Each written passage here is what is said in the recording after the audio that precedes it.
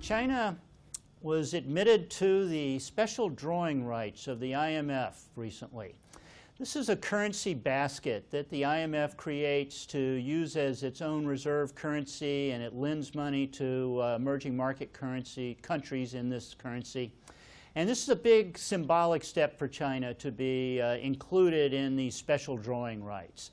There's a little bit of interesting politics around this. The actual weights, China went from a 0 weight, it wasn't in the SDR, to an 11% weight. The US dollar went from 41.9% to 41.7%. Effectively, the dollar didn't contribute to China's entry into the SDR. The currency that gave up the ground to make room for the SDR, make room for the Chinese yuan, was Europe. The euro gave up 6%. And Japan, the Japanese yen, and the UK pound gave up the rest. So if currencies were to move on this, it would actually hurt the euro more than the dollar. In fact, this is just a symbolic move. It's not going to impact currencies at all, at least in the short run. There's some background politics on this that are kind of interesting.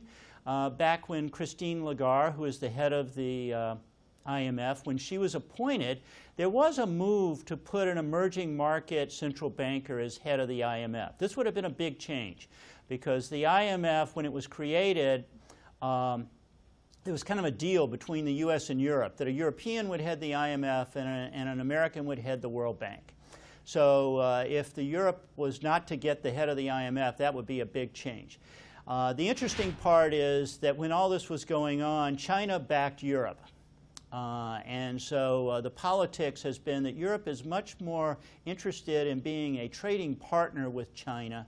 And the US, as emphasized by the fact that the dollar's weight didn't change, tends to have a policy of containment.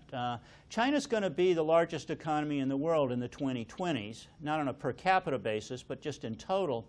And the US prefers to let China attain that status as slow as possible. So they don't block things all the time, but they're not in favor of them, and so it's more of a policy of containment. It's just a difference in how things work, and the IMF is a reflection of that.